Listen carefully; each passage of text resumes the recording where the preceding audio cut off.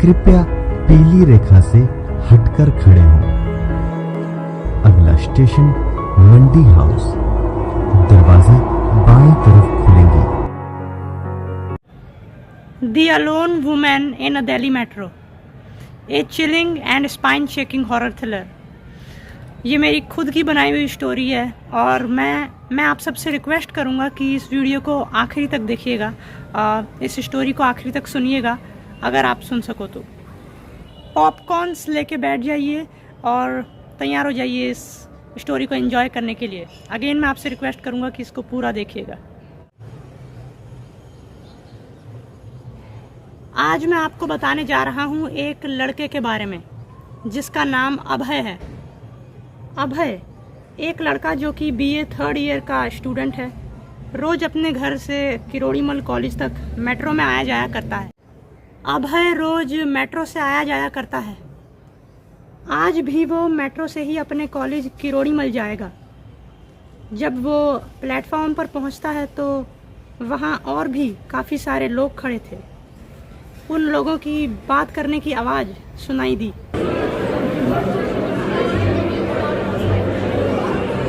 वो सब शिव विहार स्टेशन से जाने वाली मेट्रो का इंतज़ार कर रहे थे।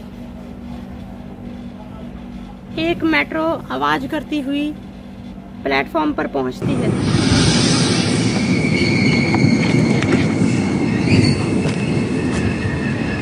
जब ये मेट्रो प्लेटफॉर्म पर पहुंची तो अभय के अलावा आसपास खड़े लोगों में से किसी ने भी ध्यान नहीं दिया कि मेट्रो स्टेशन पर पहुंच गई है। उनकी प्रतिक्रिया ऐसी थी कि जैसे कोई मेट्रो स्टेशन पर पहुंची ही नहीं हो। ये बात अभय को काफ़ी अजीब लगी। मेट्रो के दरवाजे धीरे से खुलते हैं। Doors will open to the left. और अभय मेट्रो के अंदर चढ़ जाता है। ये बात अभय को काफ़ी अजीब लगी कि मेट्रो के सामने होने के बावजूद लोग आज मेट्रो में चढ़ क्यों नहीं रहे हैं। जो लोग इस मेट्रो का इंतज़ार कर रहे थे वही लोग अब मेट्रो में चढ़ क्यों नहीं रहे। लोग तो ऐसे बिहेव कर रहे थे जैसे कि प्लेटफॉर्म पर कोई मेट्रो खड़ी ही ना हो। लोग एक दूसरे से बातें करते रहे और बस खड़े रहे। अभय मेट्रो के अंदर खड़े खड़े चिल्लाया, अरे अंकल आंटी, मेट्रो आपके सामने खड़ी है। आप में से कोई मेट्रो के अंदर क्यों नहीं चढ़ रहा, क्यों नहीं आ रहा कोई। पर किसी ने भी कोई प्रतिक्रिया नहीं दी। सब अभी भी ऐसा बर्ताव कर रहे थे जैसे मेट्रो स्टेशन पे कोई मेट्रो पहुंची ही ना हो। इतने में मेट्रो के दरवाजे बंद हो जाते हैं और मेट्रो में कोई भी नहीं चढ़ता, सिर्फ अभय के सिवा। अभय ने सोचा आज वो अकेला था। उसने सोचा मेट्रो के अंदर उसके अलावा कोई नहीं था, क्योंकि उसके अलावा आज कोई मेट्रो पे चढ़ा ही नहीं था। आज धूप काफ़ी गुनगुनी थी। जैसे ही मेट्रो एक धीमी सी आवाज़ के साथ आगे बढ़ी तो धूप सीधा मेट्रो के शीशे पे पड़ी। शीशा चमक उठा। अभय मेट्रो के अंदर से दिल्ली के घरों का नज़ारा देख सकता था। कुछ कच्चे और कुछ पक्के मकान, छोटे बच्चे बाहर खेल रहे हैं। अभय को लगा कि पूरी मेट्रो उसकी है और मेट्रो में कोई नहीं है। पूरी मेट्रो खाली थी आज। पर फिर अभय की नज़र खिड़की के पास वाली सीट पर बैठी एक आंटी पर पड़ी। आंटी के हाथ में एक बैग था और आंटी ने डिज़ाइनदार साड़ी पहन रखी थी। और वो अभय के अलावा इस मेट्रो में दूसरी पैसेंजर थी। यानी इस पूरी मेट्रो में सिर्फ अभय और ये आंटी ही थी। बाकी पूरी मेट्रो आज खाली थी। अभय ने आंटी के पास बैठकर थोड़ा बात करने का सोचा। ये आंटी उम्र में थोड़ी यंग थी अभय आंटी के बगल वाली सीट पर बैठ गया। नमस्ते आंटी, अभय ने कहा। नमस्ते बेटा, आंटी ने कहा। आंटी क्या आप मुझे बता सकती हो कि आज ये मेट्रो इतनी खाली क्यों है? क्योंकि ये कभी इतनी खाली नहीं रहती। ये दिल्ली मेट्रो है, आज ये पूरी खाली क्यों है? लेकिन अभय ने आंटी से पूछा, आज इस पर कोई क्यों नहीं चढ़ा? आंटी ने धीमी आवाज में जवाब दिया, गंदी यादों में कौन चढ़ता है बेटा? अभय हैरान रह गया। गंदी याद? कैसी गंदी याद आंटी? क्या बात कर रही हो? किसके बारे में बात कर रही हो आप? अभय ने पूछा। ये मेट्रो मेरी गंदी याद ही तो है, आंटी ने कहा। कैसी गंदी याद आंटी? कैसी गंदी याद? अभय ने पूछा। आंटी ने एक सांस भरी। देखो, मुझे पता है तुम एक बच्चे हो और मुझे तुम्हें ये कुछ बताना नहीं चाहिए, पर फिर भी मैं तुम्हें अपने जीवन से जुड़ी कोई बात बता रही हूँ। आंटी के आंखों में आंसू थे। आंटी के आंखों में आंसू थे। अच्छी यादें बहुत जल्दी दिमाग से निकल जाती हैं। वैसे तुम्हारा नाम क्या है बेटा? आंटी ने अभय से पूछा। अभय? ओके, आंटी ने फिर से कहना चालू किया। अच्छी यादें बहुत जल्दी हमारे दिमाग से निकल जाती हैं अभय, और गंदी यादें जैसे दिमाग से निकलने का नाम ही नहीं लेती। गंदी यादें हमेशा हमारे साथ रहती हैं, हमारे दिमाग में, और हमेशा परेशान करती हैं। हमारी ज़िंदगी में घटे गंदे पल हमें हमेशा परेशान करते हैं, तड़पाते हैं, पर उनसे लड़ने अच्छी यादें कभी नहीं आती। वो कब की हमारे दिमाग से निकल जा चुकी होती हैं। रह जाती हैं तो बस गंदी यादें। अभय को कुछ भी समझ नहीं आ रहा था। अभय कुछ भी समझ नहीं पा रहा था कि आंटी क्या कह रही हैं। कुछ यादें कभी हमारा साथ नहीं छोड़ती अभय, आंटी ने कहना जारी रखा। आंटी ने अपनी बात कहना जारी रखा।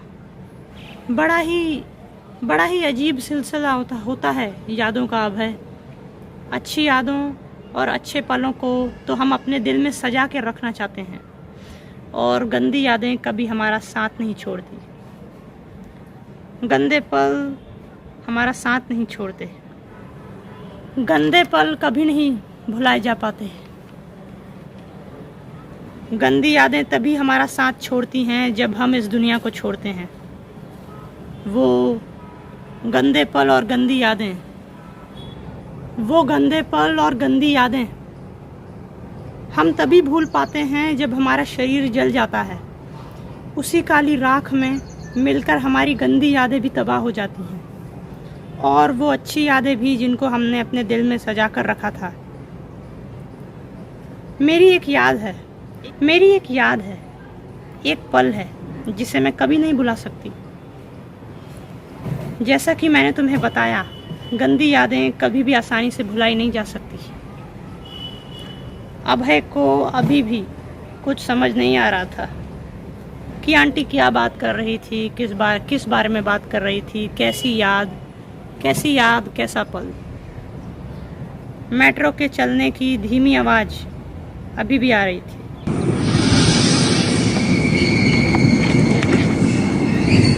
आंटी, क्या आपके साथ यहाँ कुछ गलत हुआ था या कोई दुर्घटना घटी थी? अभय ने पूछा। आंटी ने अभय को सब कुछ शुरू से बताना चालू कर दिया। ठीक है, तो मेरी गंदी याद, वो गंदा पल जिसे मैं कभी नहीं भुला सकती। उस दिन संडे था। मैं और मेरा बेटा इसी मेट्रो स्टेशन पे खड़े थे। इसी मेट्रो का वेट कर रहे थे जिसमें अभी मैं और तुम बैठे हो। ऐसे लगा जैसे कि आंटी ने अपनी ज़िंदगी का कोई किस्सा खोलना शुरू कर दिया, कोई किस्सा बताना शुरू कर दिया। पता नहीं अब है, आंटी ने कहना चालू रखा, जब ऊपर वाला हमसे कुछ छीनता है तो छीनने से पहले बताता क्यों नहीं कि हाँ मैं तुम्हारा ये छीन रहा हूँ। एटलीस्ट कम से कम हम तैयार हो जाएं, तैयार तो हो जाएं उसके लिए। पर नहीं, भगवान ने अचानक से मेरा सब कुछ छीन लिया। भगवान अचानक से सब कुछ छीन लेता है। उस दिन मेट्रो इस स्टेशन पर आने ही वाली थी। मेरा बेटा राहुल प्लेटफॉर्म के एज पर खड़ा था, प्लेटफॉर्म के एकदम किनारे पर खड़ा था।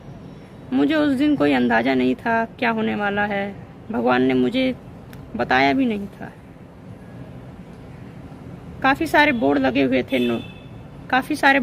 हुए थे नोटिस के। मेरा बेटा जब प्लेटफॉर्म के एज पर खड़ा था तो उसकी नज़रें एक चिड़िया के घोंसले पर थी। तभी वो जैसे ही उस चिड़िया के घोंसले को हाथ लगाने के लिए आगे बढ़ा और उसके पैर हिले तो वो नीचे मेट्रो की पटरी पर जा गिरा।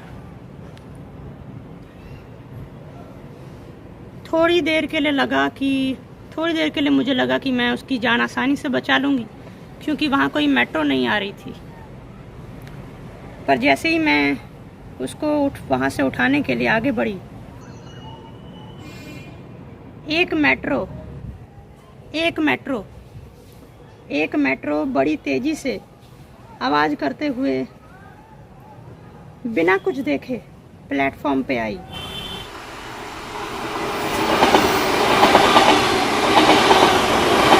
और इस मेट्रो के कठोर और नुकीले पहियों ने मेरे 7 साल के बच्चे के मासूम कोमल शरीर को कुचल दिया। उसका सारा खून ऊपर उछल के मेट्रो की विंडो पर आया। मेरा बच्चा। और लोग इतने बेशरम थे, लोग नॉर्मली बस मेट्रो में चढ़ गए, एक बड़ी तादाद में, जैसे वहाँ कुछ हुआ ही ना हो। वो बस अपने ऑफिस और अपनी जगह पहुँचना चाहते थे जहाँ उनको बस पैसे कमाने थे। जब मेट्रो प्लेटफॉर्म से चली गई तब मैंने अपने बच्चे को मेट्रो के ट्रैक पर पड़े हुए देखा। मुझे अभी भी याद है, उसकी छाती से नीचे का हिस्सा पूरी तरह से कट चुका था।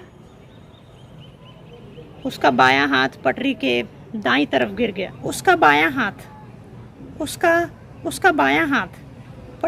पटरी के दाईं तरफ गिरा हुआ था। उसकी हरे कलर की टी शर्ट से लिपटा हुआ और मेरे बेटे की आंखें बंद थी। आंटी ने घबराना और हिलना चालू कर दिया। मेरे बेटे के शरीर का छाती से नीचे का हिस्सा पूरी तरह से कट गया था। ये मान लो कि मेट्रो के नुकीले पहियों ने मेरे बेटे के शरीर को 2 भागों में काट दिया। छाती से ऊपर का हिस्सा अलग और छाती से नीचे का हिस्सा अलग। हालांकि दोनों हिस्से आसपास थे।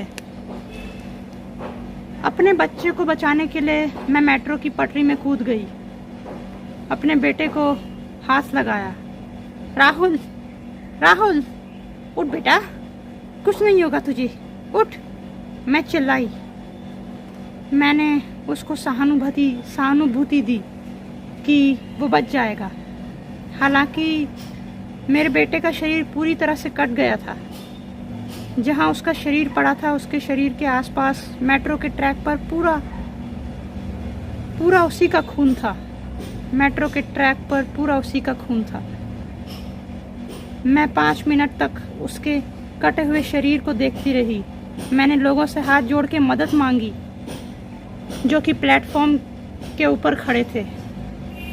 उनसे पुलिस को बुलाने के लिए कहा। तुम्हें पता है कोई मेट्रो के ट्रैक में मेरी मदद करने नहीं आया। कुछ लोगों ने तो अपनी आंखें और नाक बंद कर ली और मेरे को भी प्लेटफॉर्म के ऊपर आने को कहा। मेरे को भी प्लेटफॉर्म के ऊपर आने की सलाह देने लगे। सभी मेरे बेटे के 4 हिस्सों में कटे हुए शरीर को देखकर डर गए थे। उसका खून देखकर जैसे लोगों की सांसें थम गई हों। मेरे बेटे के शरीर के कटे हुए हिस्सों से अभी भी खून बह रहा था। उन लोगों ने ऐसा चेहरा बनाया जैसे कि वो मेरे बच्चे से घिन कर रहे हों।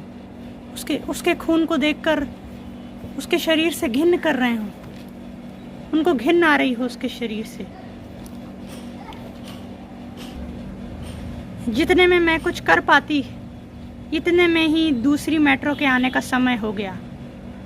मेरे बेटे का शरीर अभी भी मेट्रो के ट्रैक पर ही पड़ा हुआ था, पूरी तरह कटा हुआ।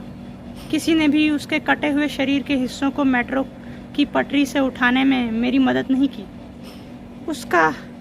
उसका एक हाथ कहीं और पड़ा हुआ था और दूसरा हाथ कहीं और। तभी मुझे दूसरी मेट्रो के आने की आवाज़ सुनाई दी।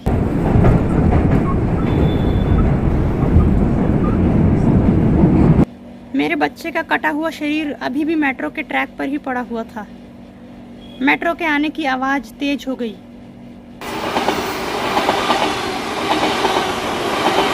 कुछ लोगों ने मुझे प्लेटफॉर्म के ऊपर आने को कहा। मैं अपने बच्चे के शरीर के कटे हुए हिस्सों को समेटने लगी। तभी मेट्रो के आने की आवाज़ और तेज हो गई। अब मुझे मेट्रो दिखाई देने लगी और मेरे पास अपने बच्चे के कटे हुए शरीर को नीचे छोड़ने के अलावा कोई चारा नहीं था। मैं भी प्लेटफॉर्म के ऊपर चढ़ गई। लोगों ने पीछे धकेला। इस मेट्रो ने एक और बार मेरे बच्चे के पहले से ही कटे हुए शरीर के ऊपर अपने नुकीले पहिए चढ़ा दिए।